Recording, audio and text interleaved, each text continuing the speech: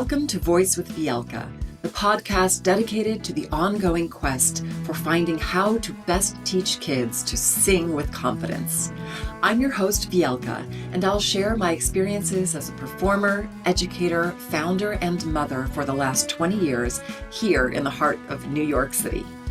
Thank you for joining me as I share with you the amazing people, practices, and talking points to help us grow together as singers, educators, entrepreneurs, and human beings.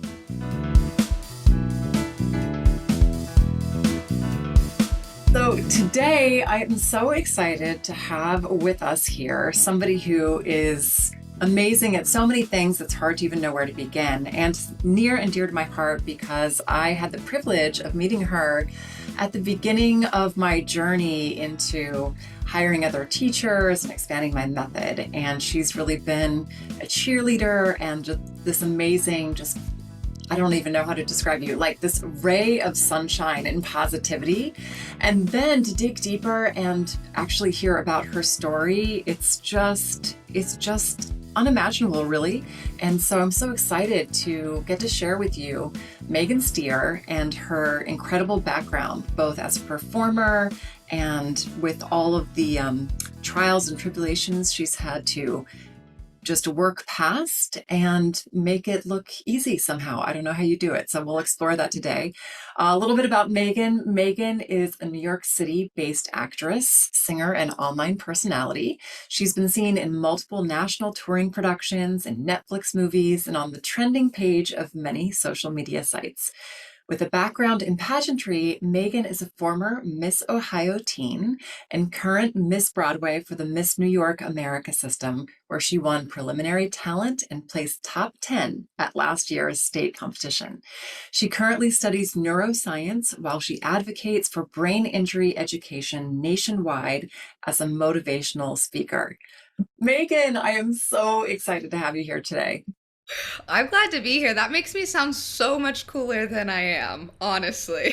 The thing is, you really are that cool, and that's why I want to have you on, because you're so cool and yet so down to earth and just really modest. But yeah, let's dig in. Let's tell everybody about your story. Who is Megan? Where'd you come from? Just how'd you get here?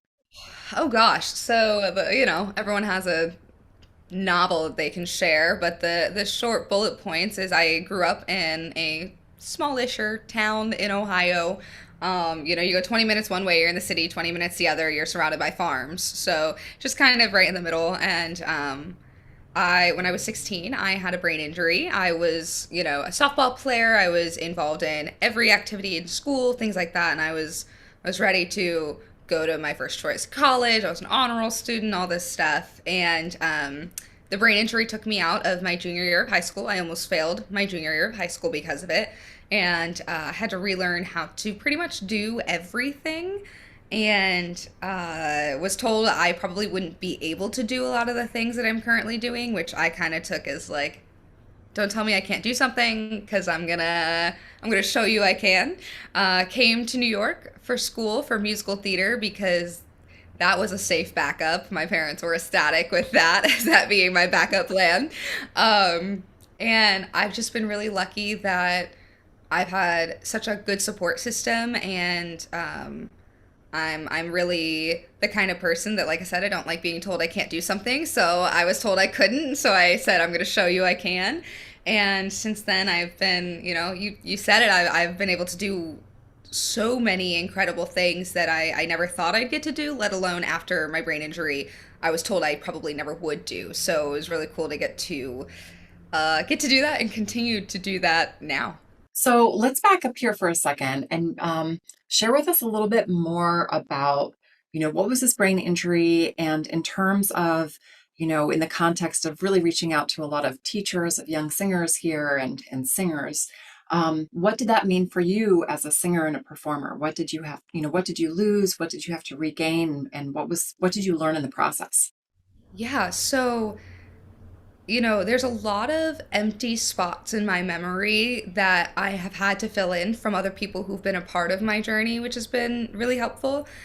So, what had happened was I was at a rehearsal and I got pushed off of a stage on a riser and hit the back of my head on a piano. And that day was kind of just a blur.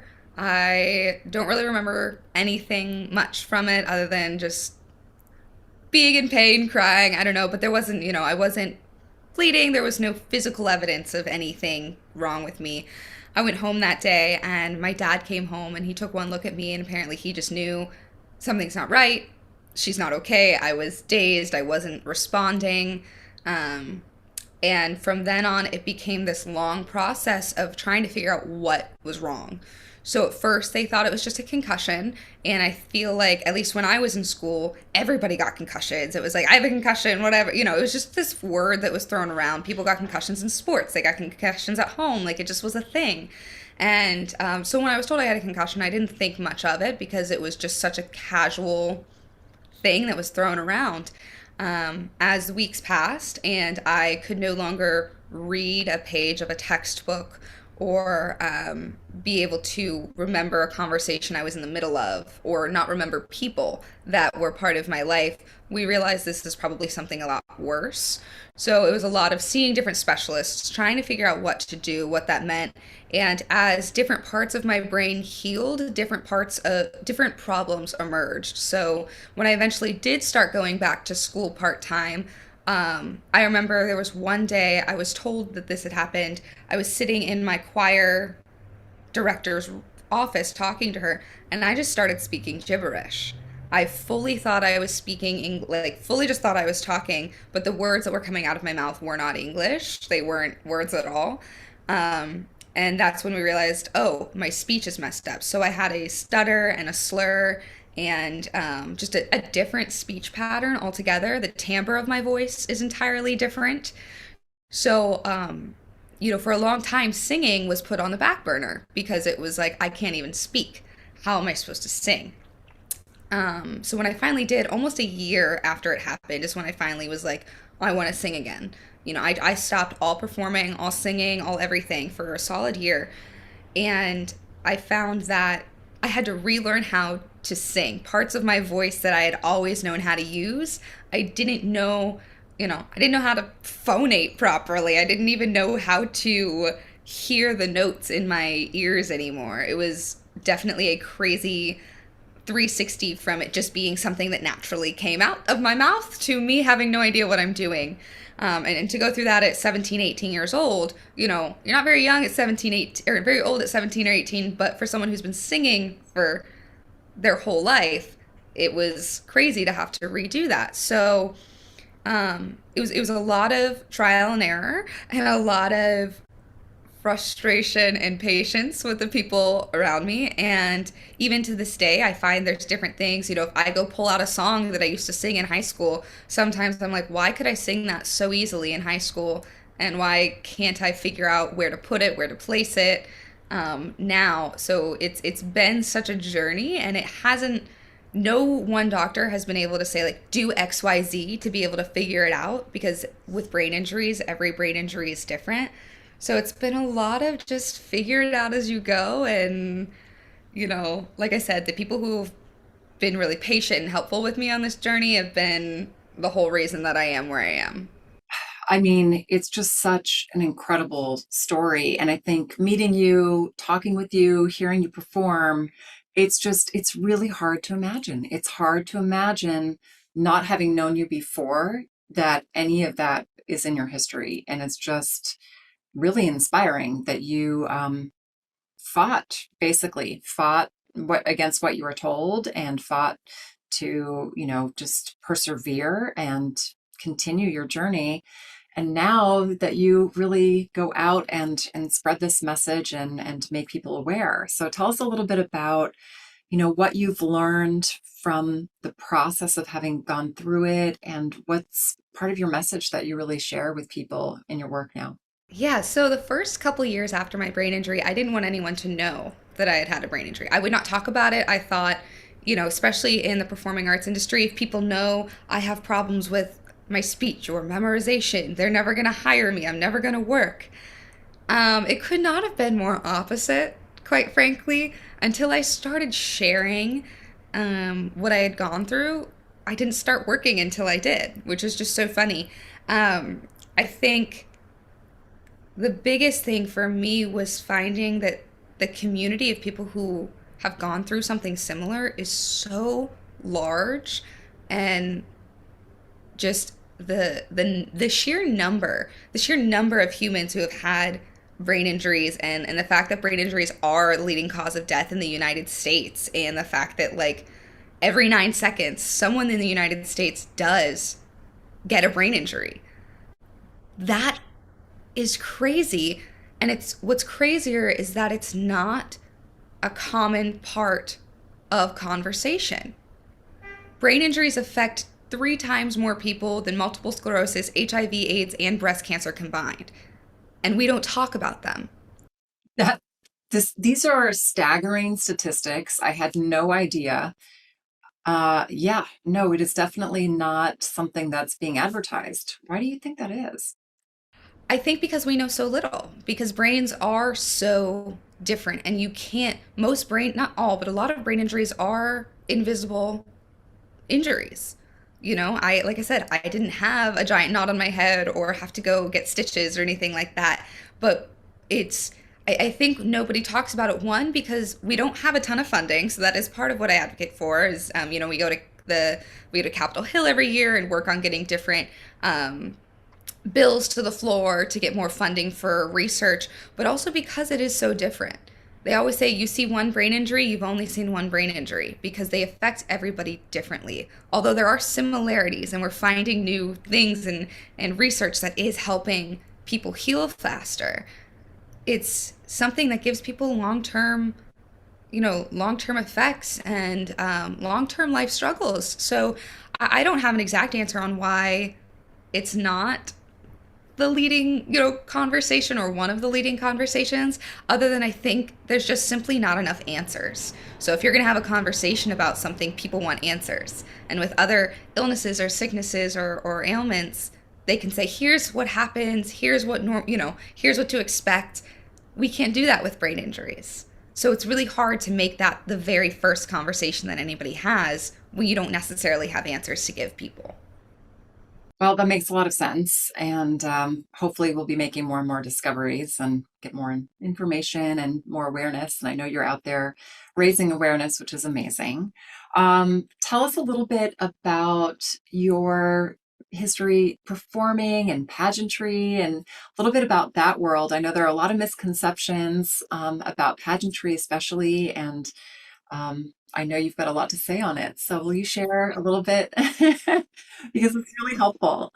Yeah, no, I love talking about it. So I always tell people this story, and I know my mom tells people this story all the time. I was 9 years old, and I got a letter in the mail that invited me to come compete at Miss Ohio Junior Preteen. I was ecstatic.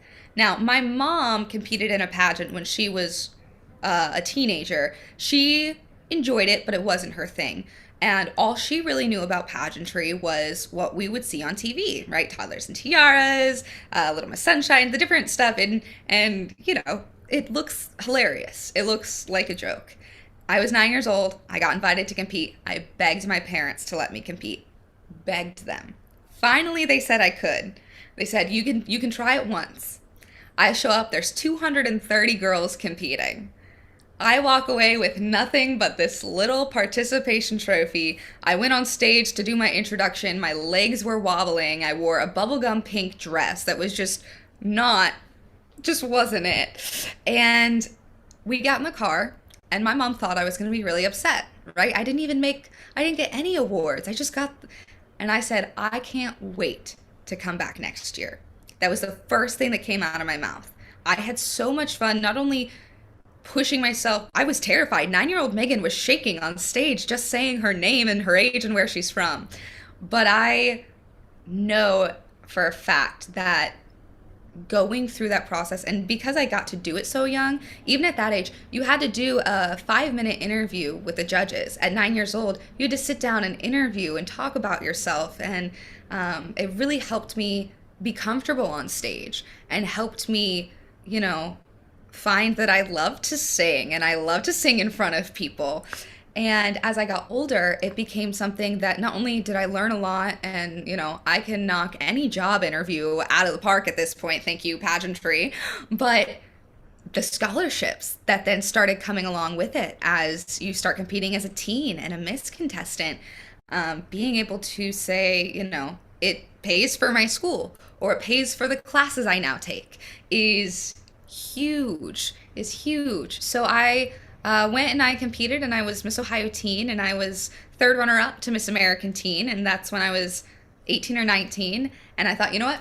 This is it. I've peaked. I'm done. I'm going to go move to New York, do my thing. And I moved to New York, went to school for a couple years, moved out, and I realized how hard it is to make friends in New York City. And I called my mom one day and I said, Mom, I'm going to go compete in Miss America. And she said, why on earth are you getting back into pageants? Like, you're starting your career. Why are you doing this? I said, I need to be surrounded by women that are driven and oriented and ready to like just kick some butt. And she said, you know what? Okay, I support this. So that's when I got back into pageantry when I was 20 something and have been a part of the Miss New York and the Miss America organization since. And how it really just has not only given me some of my best friends, but has allowed me to continue taking classes, continue taking acting classes, continue taking classes on neuroscience and getting my, CMEs and CMUs and things like that. And it pays for that through the scholarships I've won. So it's given me a community and scholarships and a sparkly hat, which is really fun to wear. So, it's kind of a win-win. That sounds incredible. Well, it sounds like you've really gained so much confidence through the process.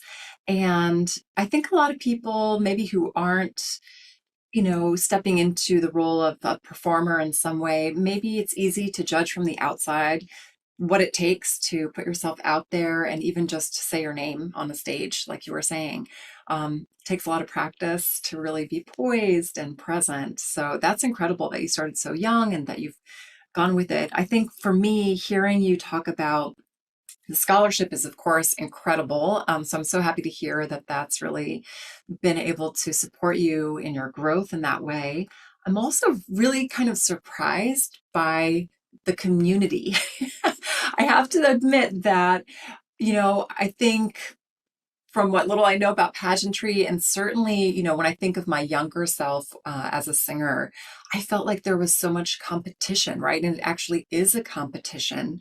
And so I'm surprised to hear about the community and that that's actually why you rejoined. So tell me a little bit about what that community is, especially in the context of a competition. Yeah, I think it's easy to look at pageantry and say, why are we pitting women against each other, competing against one another? And it couldn't be further from that. Because, so for example, last year, one of my best friends, Sydney Park, she won Miss New York. We started the Miss New York journey together. We won our first local titles together. We continued on in this organization. And we could not be more different. My talent is singing. Her talent is spoken word. I am a 5'2" blonde. She's like a 5'9" brunette. We could not be more different, not only physically, but in how we approach our, not just competing, but lives. She's a lawyer. I'm a performer, So when it comes to competing in pageantry, you're comparing apples to oranges. They're the competition that's there. Yes, you get that competitive edge. You want to do your best. You want to look your best. You want to present well. Absolutely. I am a competitive person at heart for sure. But you find that, if your friend goes out there who's doing slam poetry and she absolutely crushes it, you're backstage hooting and hollering in 6-inch heels because she just did an amazing job. And now it's your turn to go on stage and sing something or dance or play piano or do karate. We have so many different talents that we see. The competition is there, yes. But we're not competing in the same realm. We're all competing with our own individual skill sets and what we bring to the table. And there's a saying in the pageant world, a different set of judges on a different day, there'd be a different winner. This is so true. This is so true because I remember when I competed for Miss Ohio Teen, I competed for years. I was first runner up, third runner up, I was runner up forever. And when I won, the girls who were my runner ups were girls who had beaten me before. And it wasn't because all of a sudden I was so much better. It was just on that particular day, the people who were behind the judges' table decided that I was the one that was going to get the crown. We were all so different. And I think that's what makes the community so strong is the fact that, you look at you look at the women on the stage and we are different. You can wear what you want to wear, do what you want to do, especially now with Miss America organization. I mean, last year for Miss New York, I walked on stage in leather pants with sparkly high top shoes and a sequins jacket while somebody else next to me was wearing a gown because that's what we chose to wear because that's how we wanted to present ourselves. And I think that's really cool that we have a community of women that are so different but can all find commonality in the idea that we want to be surrounded by strong women. We want to compete for scholarships, and we want to be able to have a community that supports one another regardless of our paths and our passions. I love that. That's really great to hear how everyone's really, or the perspective of competing with yourself ultimately, that you're really trying to do your best self and at the same time cheering people on for being their best self. And I'm curious how that's translated over in the performing world. Do you feel like you're friends with other singers and actors, that same kind of sense of community starts to unfold as you maybe have that realization that everybody is their unique self, and depending on what the role is, what the, who's casting, it's similar or not? How's that? There's a lot of similarities and there's a lot of differences. I will say that the performing arts industry is 10 times more competitive and cutthroat than pageantry. And people think I'm crazy when I say that, but it is so true. It is so true. You do find these groups within the performing community that are supportive, and you find the people that want to lift you up and want to help you because honestly, I'm of the mindset like if one person gets a job, we're all succeeding because that means somebody's working. But there are a lot of similarities with that, just in the fact of like being able to walk into a room and say, here's what I have to offer, take it or leave it, is such a skill that I am so grateful for because I don't think if it weren't for pageantry, I wouldn't have that skill now. And that's something that's so important in an audition, in a room, in a rehearsal room, in any type of performing thing, walking in and saying, here's what I have to offer. I know what I'm good at. I know where I struggle. Take it or leave it. And it's been really cool to see kind of that crossover, but also just to kind of throw that misconception out that pageant girls are so cutthroat. And I'm like, have you ever walked into an audition room with 30 sopranos all singing the same song? Now that is cutthroat competition. Yeah, some very intense atmospheres, right? So just kind of putting this all together, all of these different experiences and what you have to offer. And we didn't even get deep into the motivational speaking part, although I know that's part of what you do too. We could be here all day. When I think about, what is it that you can really, what would be some messages that you would have for, let's just start with for young singers. I know that you've been a guest artist for Young Singers Academy in the past. We've been lucky enough to have you. And with your work with young singers, what would you think would be some maybe key ideas or, yeah, just some tips, anything that, you wish that you could have told your younger self? I think the biggest thing is don't try and sound like someone else. I think for so long I was trying to sound like the singers I like to listen to. And I thought because my voice sounded so different from theirs that it was bad. It's not bad, it's just different. And someday, somebody might be listening to you saying, her voice is different than everybody else's, or their voice is different than everybody else's. Mine can be too. And that sounds like such a cliche, but I think for me, when I was younger, I really needed to be told, I don't need to sound like everybody I listen to. And it's okay, and it should be celebrated that I don't sound like everybody else I'm listening to.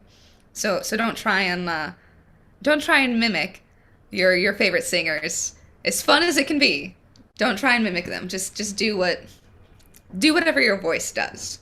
I love that.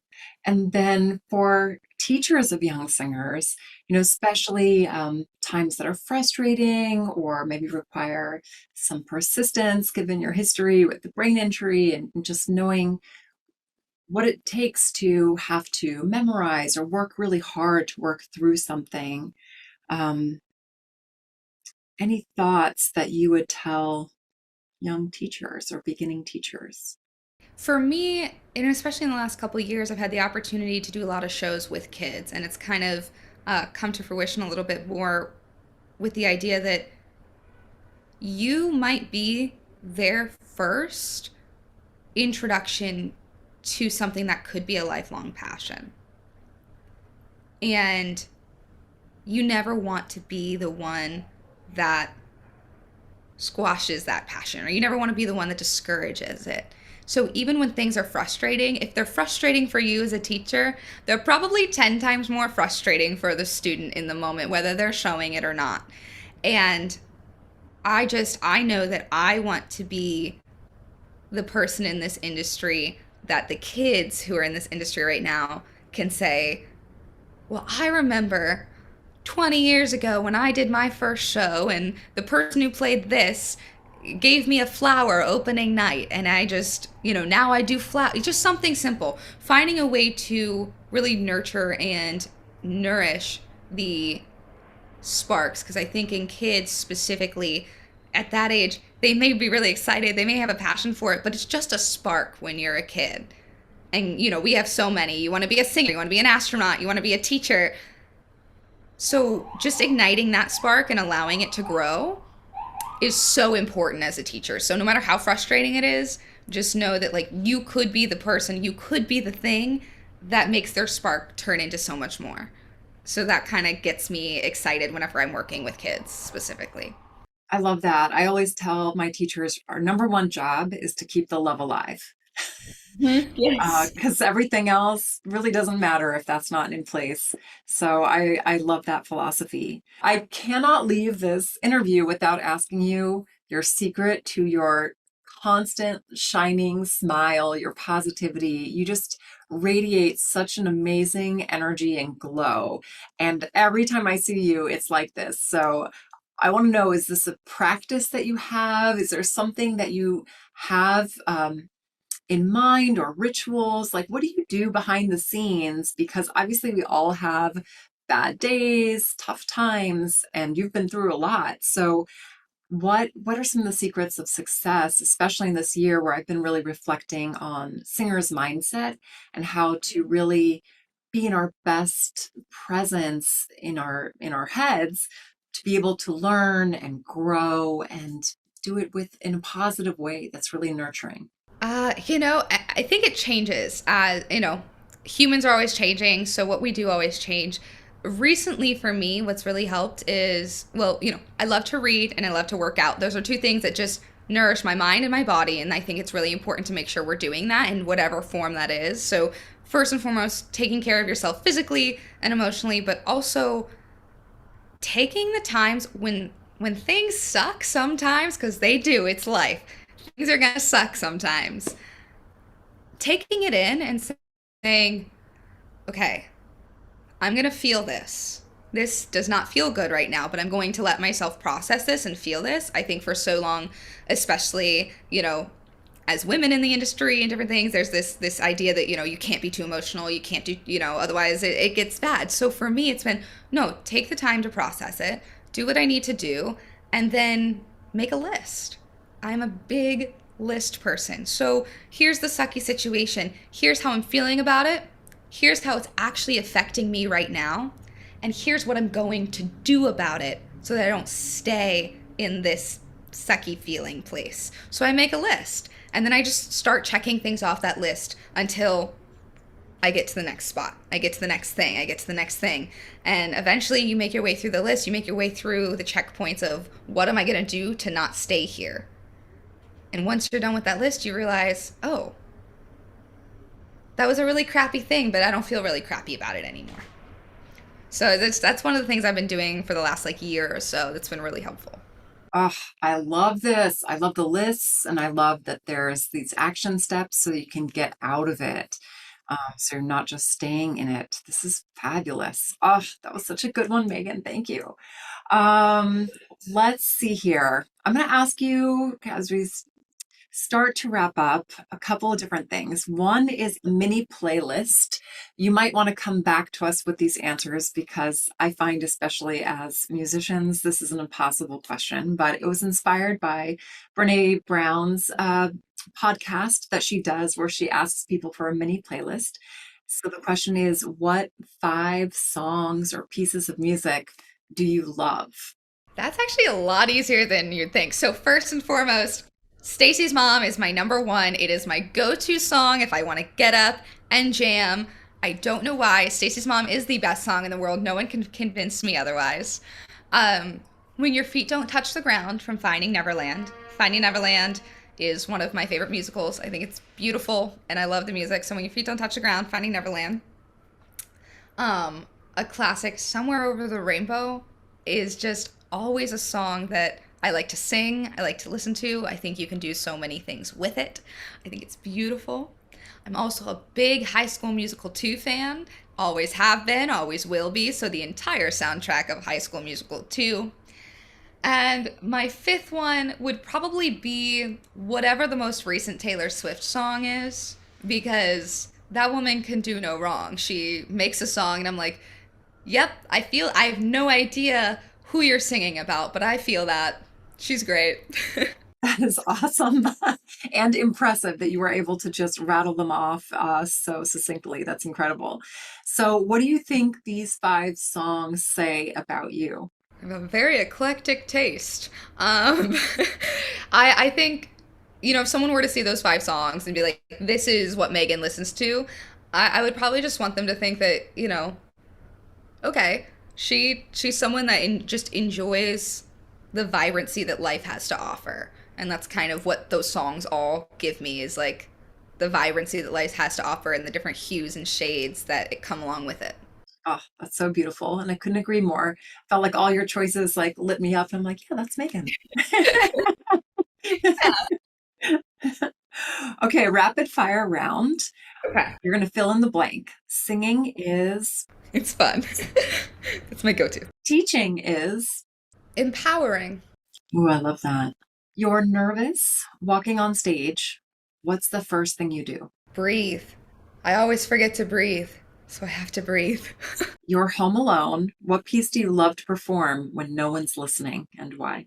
Get out and stay out from 9 to 5 because it's just a let me scream to the walls kind of song. What's an example of something ordinary you find extraordinary that you're grateful for? Sunflowers. I think sunflowers are beautiful. There's a whole like story and myth on how sunflowers came to be and how they face the sun during the day, and I love sunflowers. Great. Now I'm really curious. Do you know the myth? Like, what's the myth? Yes, so I forget exactly which Greek gods it is, but the whole story is one goddess had love for the another god, and the daughter of a god had love for this god, and he would fly over every day and come back, and the goddess would watch him fly, and when she told him she loved him, he rebelled by turning her into a flower. And so every day when he would go over, and he was described as golden, a golden god. So when he would fly over every day, the sunflower would look and follow him as he went to the other side. And that's what sunflowers do with the sun every day. They move as the sun moves. So it was this whole thing of like, the sunflower follows their love and they follow them no matter what. And it's just really pretty and I like it. And there's more nuances to it, but that's the short story of it all. Oh, I love it. That is so cool. Great. Finally, we are celebrating you, and the sky's the limit. How would you want to celebrate? Live music, a taco truck, and I want to be at the lake with all of my friends, and we're all just eating tacos. There's a live band and a dance floor at the lake. That's what I want. I like your style. That sounds amazing. Well, Megan, today we are celebrating you.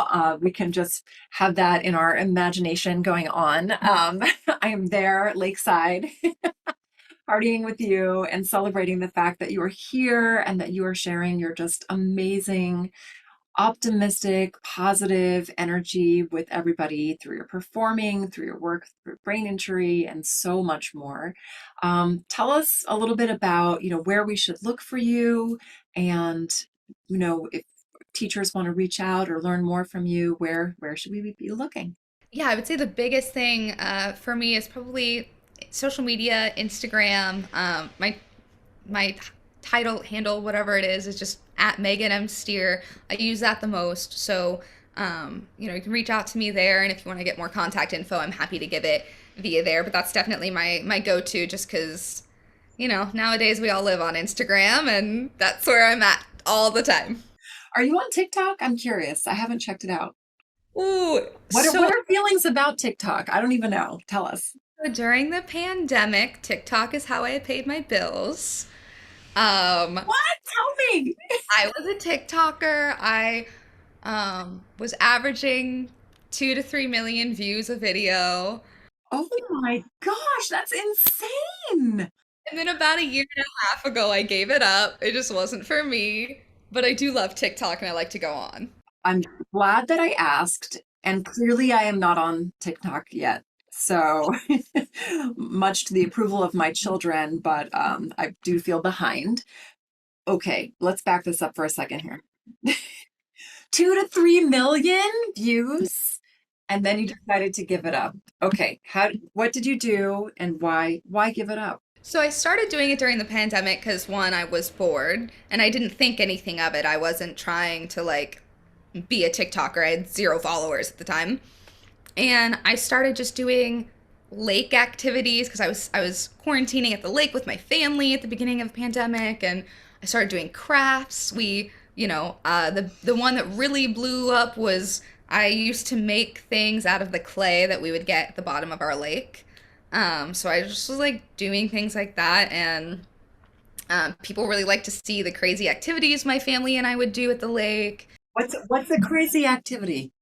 So we have a family baseball game that we do every year where we have a dugout and we make bleachers and we have a whole board and stuff. Or during Thanksgiving we jump into the lake even though it's freezing cold. And so I would just post, here's what we're doing today because it's silly, and a lot of crafting videos.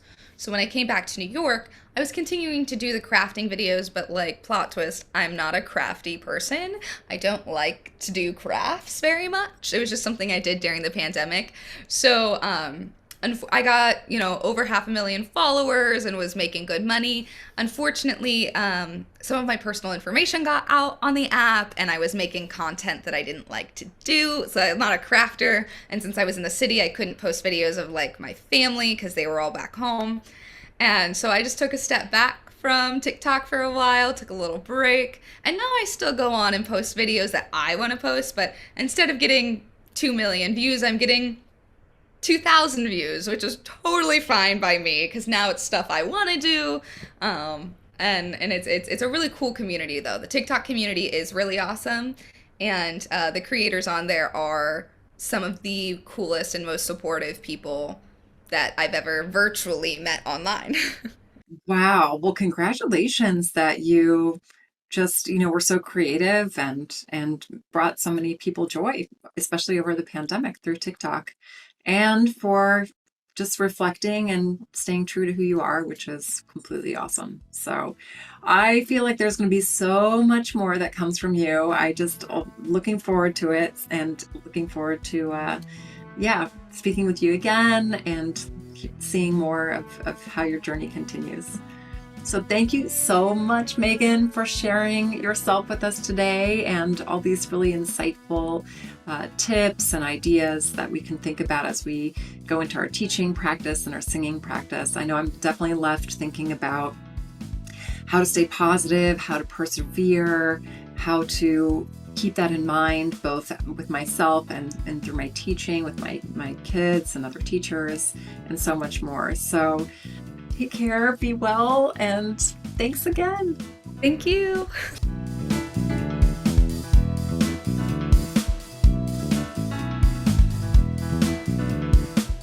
Thank you for joining me for this podcast. To learn more about my step-by-step approach to voice education, where I've consolidated 30 years of vocal study into 4 words even a 3-year-old can do, just go to www.vielka.com. That's Vielka.com. Happy singing.